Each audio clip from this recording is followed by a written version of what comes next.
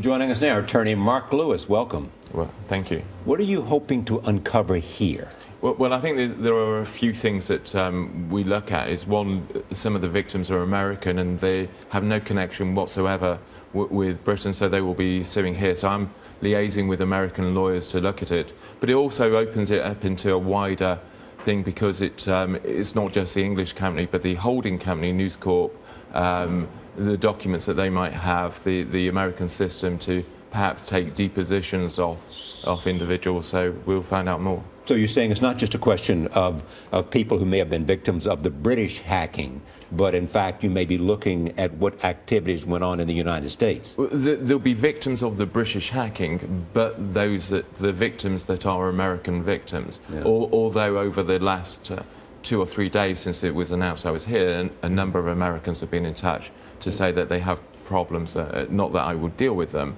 but that to indicate that there are problems with other activities. They think they may have been hacked by News Corporation people in the United States? Hacked or tracked or falling out with parts of News Corp and then being susceptible to unlawful activities. Who are you talking about? What kinds of people? Just people who have contacted me. Celebrities or? Former employees, celebrities, just people who, any person that exists is potentially someone who could fall foul of News Corp at some point.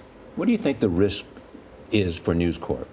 Well, I think that people will be looking at the involvement of a family in a large public company as whether or not it should exist as a family dynasty or whether or not it should be more accountable to the shareholders. But I think also the issue of plurality of the almost political influence of such a large holding in news, both in television news and print news, that becomes something that can persuade.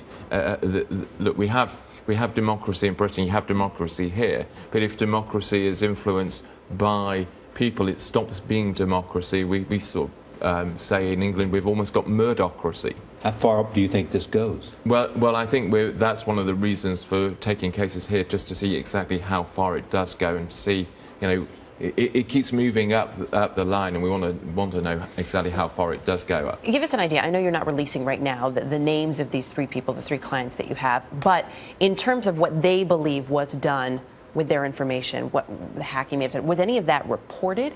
Well, some of the stories are reported. Some of the people are just collateral damage because the way the phone hacking worked was perhaps somebody was targeted, but other people who'd call that person or receive messages from that person, they may not be celebrities, you may not have heard of them at all, right, but they just fell into the path and therefore they could be wasted. You believe that at one point you were under surveillance. Well, I know I was under surveillance. It was just a question of the police, the Metropolitan Police, the London Police Force, had video evidence of my former wife, my daughter, who was 14 at the time, being filmed for News Corp's English subsidiary. There was a dossier at News Corp of my life, really. Not a very good dossier, but it was a dossier nonetheless. So it's very personal for you as well. Well, there is a certain they started with me rather than me starting with them. Mark Lewis, thanks for being here. Thank you.